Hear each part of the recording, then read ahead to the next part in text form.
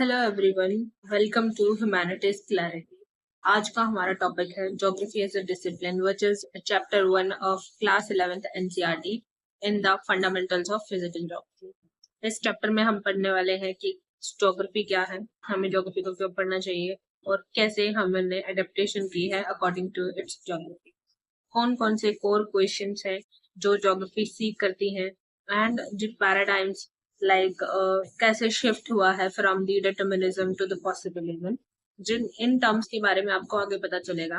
And the major approaches कि जिन approaches से हम ज्योग्राफी को स्टडी कर रहे हैं कि वो सिस्टमैटिक अप्रोच है या रीजनल अप्रोच है। And the major branches which is divided majorly into physical geography, क्योंकि हम अपनी 11th क्लास के अंदर फिजिकल ज्योग्राफी पढ़ रहे हैं तो हमारा फोकस फिजिकल ज्योग्राफी की तरफ होगा। In next class, in the class 12th, you will be studying the fundamentals of human geography and the practical which is coming in the upcoming videos and the importance of geography. So let's start.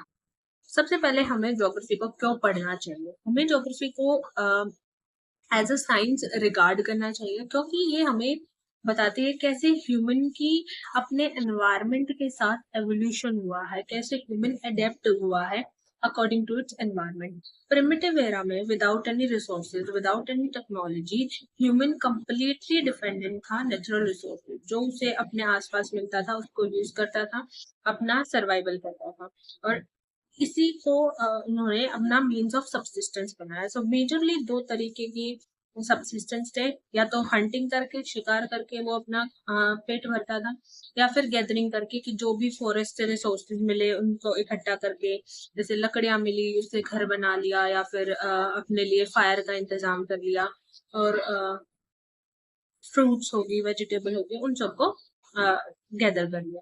लेकिन जैसे जैसे human का mind evolve होता गया, technology evolve होती गई, तो उसने ह्यूमन ने सीखा, हमने सीखा, जो हमारे एंसेस्टर्स हैं उन्होंने सीखा कि कैसे क्रॉप्स को कल्टीवेट करते हैं, कैसे रिसोर्सेज को यूटिलाइज करते हैं इन द प्रॉपर वे, और फिजिकल एनवायरनमेंट को अपने अकॉर्डिंग कैसे हम मॉडिफाई कर रहे हैं। जब हम फिजिकल एनवायरनमेंट को ह्यूमन के काम में लाते हैं ना, तभी उसको बोलते हैं ह्यूमन रिसोर्स, क्योंकि वो सोर्स तो पहले ही है ना, उसको हमने रिसोर्स किया है, वापस से अपने काम के अंदर लाए हैं, तो वो नेचुरल रिसोर्स।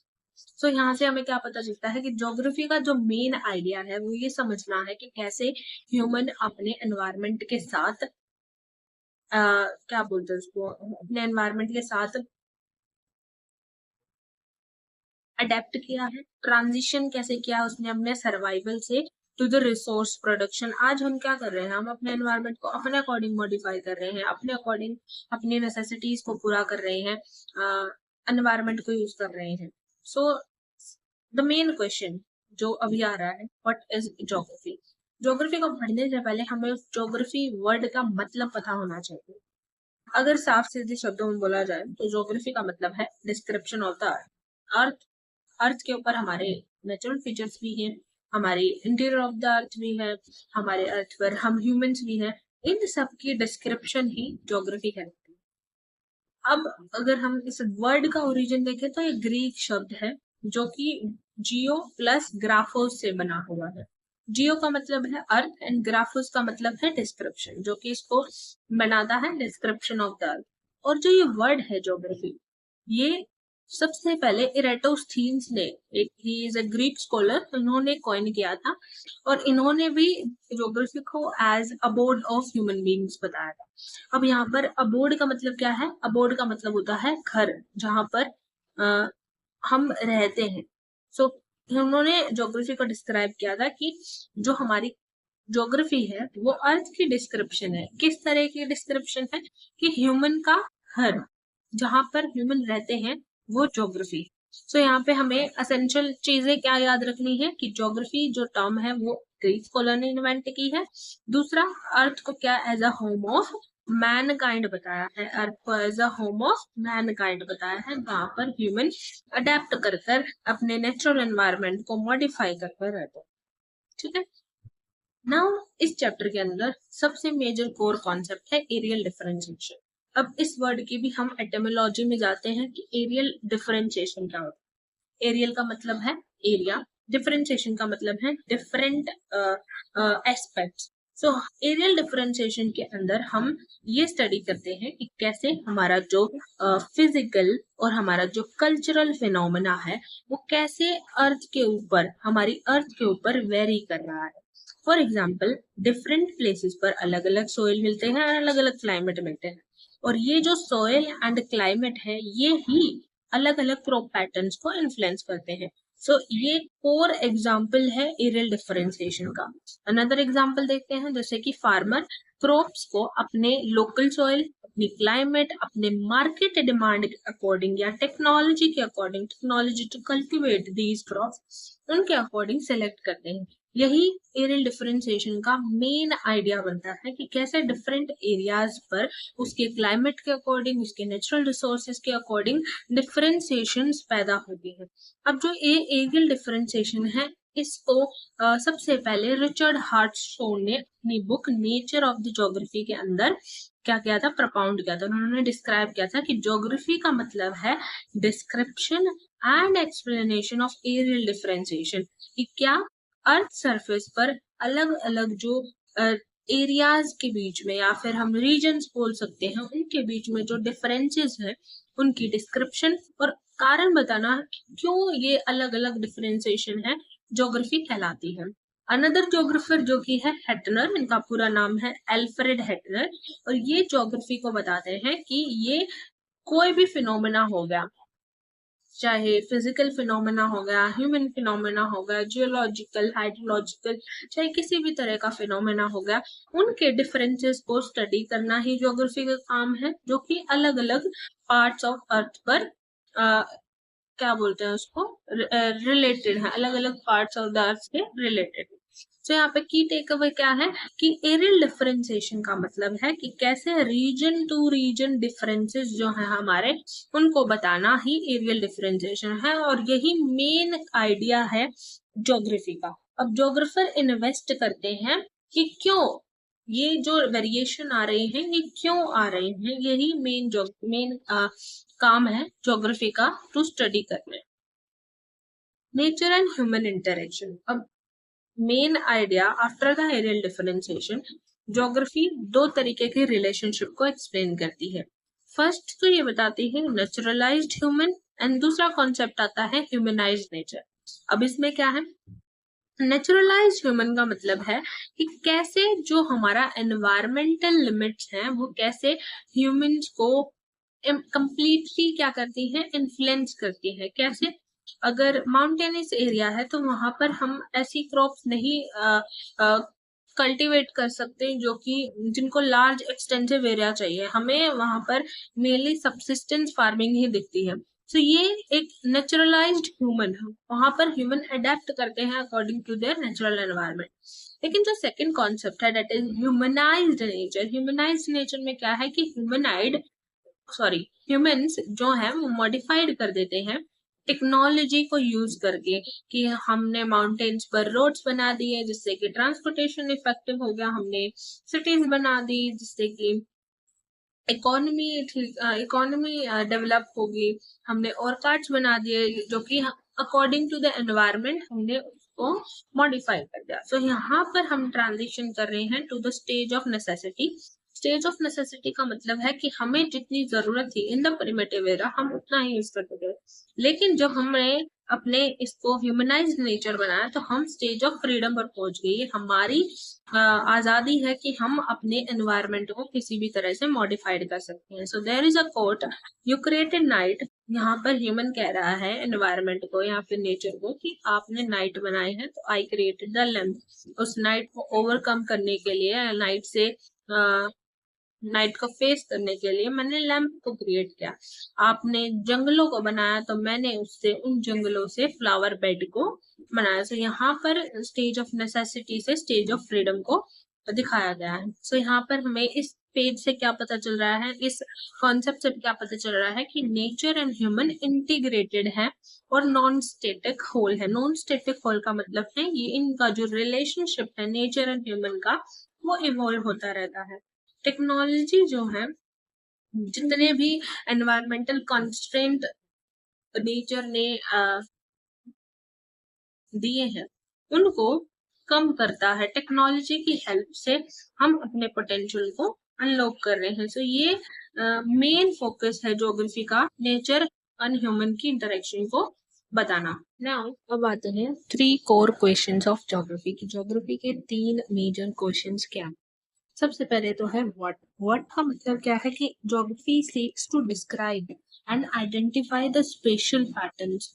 स्पेशल पैटर्न किस चीज के, नेचुरल और कल्चरल फीचर्स के ओवर द अर्थ। ये जो व्हाट है ना, ये ज्योग्राफी के डिस्क्रिप्टिव एस्पेक्ट को क्या करता है, सिग्निफाई करता है। Second major question is where. हम किसी भी चीज की स्टडी कर ले, हमें ज्योग्राफी के अंदर पता होना चाहिए उसकी लोकेशन क्या है, कैसे उस वो डिस्ट्रीब्यूटेड है ओवर द स्पेस, और किस चीज की distribution, natural and human feature की ओवर द स्पेस। अब यहाँ पर नेचुरल फीचर्स क्या हो सकते हैं कि माउंटेन एरिया कहाँ पर है, प्लेन की बेल्ट कहाँ पर है, प्लेट्यू रीजन कहाँ है, आइलैंड कहाँ है। तो इन सब की पर्टिकुलर लोकेशन होती है। एंड ह्यूमन फीचर्स लाइक कि पॉपुलेशन डेंसिटी कहाँ पर ज्यादा है, सेटलमेंट के पैटर्न्स क्या है। तो ये सब चीजें भी ज्योग्राफी के अंदर स्टडी की जाती है। And the third major question is why, जो कि इसके एनालिटिकल एस्पेक्ट को एक्सप्लेन करता है कि क्या ह्यूमन और नेचर के बीच के रिलेशनशिप को, एंड फिजिकल प्रोसेसेस क्या है उनके बीच में, एंड इंटरेक्शन, जो कि इसके साइंटिफिक एस्पेक्ट को क्या करता है, सिग्निफाई करता है। Moving on to geography as an integrating discipline. So geography को जैसे हमने 3 कोर क्वेश्चंस देखे, इन सभी से पता चलता है कि ज्योग्राफी क्या है, एक इंटीग्रेटिंग डिसिप्लिन है। इंटीग्रेटिंग का मतलब है कि ये अलग अलग सब्जेक्ट मैटर को सिंथेसाइज करके इसको क्या करती है, एक्सप्लेन करती है किसी भी पर्टिकुलर फिनोमेना को। अब सिंथेसिस किस में होती है, across the space versus time. अब स्पेस सिंथेसिस को क्या बोलते हैं हम, स्पेशल सिंथेसिस। स्पेशल सिंथेसिस का मतलब है कि जो भी डाटा वो ले रही है वो स्पेस के रिलेशन में ले रही है कि एक particular area, particular location, site पर क्या ज्योग्राफिकल फीचर मिल रहे हैं, उसी को हम बोलते हैं स्पेशल सिंथेसिस। सेकेंड तरह की है सिंथेसिस टेम्पोरल सिंथेसिस की, जब हम उस पर्टिकुलर डाटा को टाइम के अकॉर्डिंग इंटीग्रेट करते हैं। सो ये अप्रोच जो है एक होलिस्टिक अप्रोच है, जिसमें वर्ल्ड को एज इंटरडिपेंडेंसी के सिस्टम की तरह ट्रीट किया गया है। अब जैसे कि टाइम स्पेस का कन्वर्जन, ये 4th डायमेंशन की तरह ट्रीट किया जाता है इन द ज्योग्राफी। जैसे कि एक सेम डिस्टेंस है 1500 किलोमीटर का, बट यहाँ पर टाइम का डिफरेंस दिखाया गया है कि एक पर्टिकुलर स्पेस को ही कवर करने के लिए एक दूसरे मीडियम से हमें 2 घंटे लग रहे हैं और ट्रेन से हमें 17 घंटे लग रहे हैं। सो ये क्या दिखा रहा है, टाइम और स्पेस की कन्वर्जन को दिखा रहा है कि एक पर्टिकुलर स्पेस में डिफरेंट टाइम जोन्स हो सकते हैं, डिफरेंट टाइम लग सकते हैं। जैसे यहाँ पे हमें क्या 2 मेजर पॉइंट पता चलते हैं कि हम जो ज्योग्राफी है वो वर्ल्ड को एज इंटरकनेक्टेड ग्लोबल विलेज की तरह ट्रीट करते हैं, क्योंकि हम थ्रू दी टेक्नोलॉजी किसी भी प्लेस पर को एक्सेस कर सकते हैं, किसी भी प्लेस के इंफॉर्मेशन को गैदर कर सकते हैं। अब यहाँ पर जो ज्योग्राफिकल फैक्टर्स हैं वो हिस्टोरिकल ट्रैक्स क्या करते हैं, ऑल्टर कर देते हैं। ऑल्टर का मतलब होता है बदल देते हैं, चेंज कर देते हैं। फॉर एग्जाम्पल, एक पर्टिकुलर एरिया है, वहां से रिवर पास हो रही है, उसका जो एरिया है वो बैक द ईयर्स टाइम में उसका जो एरिया है वो ज्यादा था, एरिया कम था, sorry. During the process of time ये जो एरिया है ये इंक्रीज होगा। क्यों इंक्रीज होगा, क्योंकि उसके ऊपर ज्योग्राफिकल फैक्टर्स ने काम किया। टाइम के साथ उसका लिटरल इरोजन भी हुआ, उस रिवर का, उसी रिवर का हेडवर्ड इरोजन भी हुआ, और उसी रिवर ने मेंडर करना भी स्टार्ट कर दिया। सो ये ज्योग्राफिकल फैक्टर हिस्टोरिकल ट्रैक्स को क्या कर रहे हैं। और there are 2 major approaches to study physical geography or any branch of the geography. First is systematic approach and second is regional approach. Regional approach and systematic. Systematic approach, it was introduced by Alexander von Humboldt, and regional approach introduced by Carl Rudd.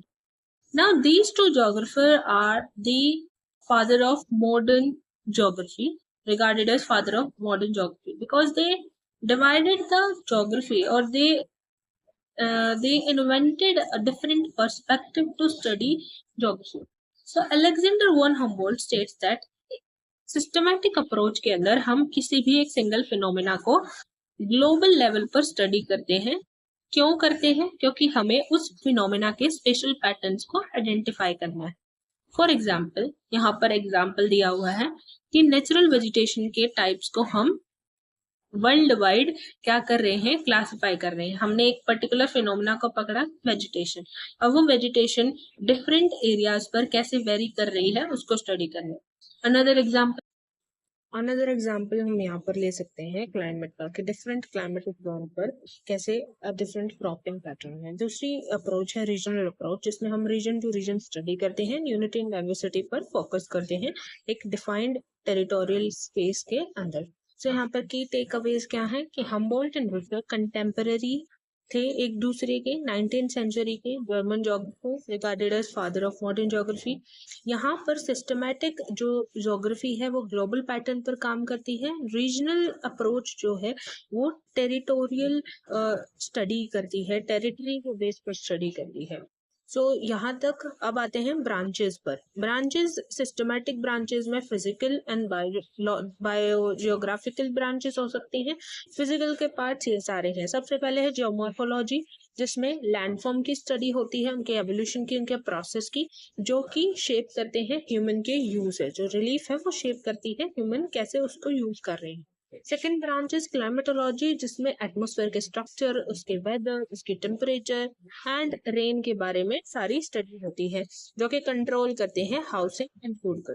Third is hydrology, जहां पर water के जो भी realm है, जिसमें ocean हो गया, जिसमें लेक्स हो गया, जिसमें रिवर हो गई, उन सबको क्या करते हैं, स्टडी करते हैं, उनका इफेक्ट क्या है ह्यूमन लाइफ पर।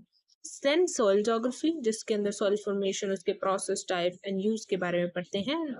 लास्ट इज बायोजियोग्राफी, जिसमें प्लांट, जू, इकोलॉजी एंड एनवायरनमेंट, इन सब की स्टडी होती है। देन इन सब के जो एमैल्गमेशन है वो है बायोस्फीयर, जो कि एक ओवरलैप है, फंक्शनल ओवरलैप है between the land, air and water के स्फीयर, यानी लिथोस्फीयर, हाइड्रोस्फीयर एंड एटमॉस्फेयर के बीच का जो भी ओवरलैप है, functional overlap, that is called biosphere. Moving on to human geography, it has social and population aspect, which studies social and cultural geography, studies the spatial dynamic of society and culture, and population के aspect like sex ratio, density, migration pattern, and the settlement, and the factor affecting these aspects. Then comes the economic and historical aspect, in which we study the economy factor that affect the human life, like agriculture, manufacturing, tourism, transport, and the historical factor that shape or organize the space over the past era. Then comes the political aspect, जिसमें हम boundaries के बारे में पढ़ते हैं, क्या क्या हमारे नेबरिंग कंट्रीज हैं, इलेक्ट्रल कॉन्स्टिट्यूएंसीज हैं, इन सब के बारे में। की टेक अवे क्या है कि जो ज्योग्राफी है वो एक फ्लूइड सब्जेक्ट है। ह्यूमन ज्योग्राफी के अंदर कल्चरल लैंडस्केप स्टडी होती है, एंड ज्योग्राफिकल ट्रेड्स जो हैं वो कई बार कंस्ट्रेंट भी करते हैं और कई बार एस्पेक्ट भी करते हैं, एक्सपेंड भी करते हैं किसको, ह्यूमन की इकोनॉमिक एक्टिविटीज को।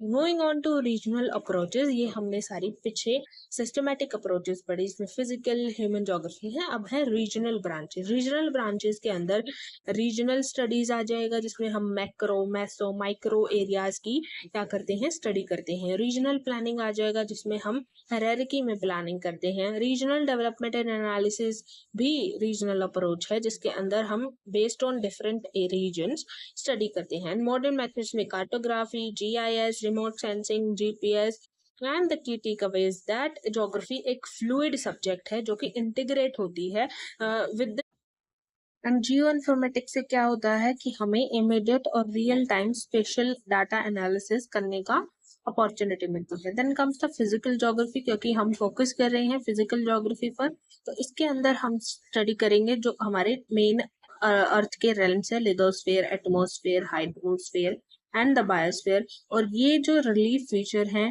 ये इन्फ्लुएंस करते हैं ह्यूमन की एक्टिविटीज को। I hope you like this video. To like, share and subscribe to humanities clarity. for all those videos regarding your humanities subject. Thank you so much for watching.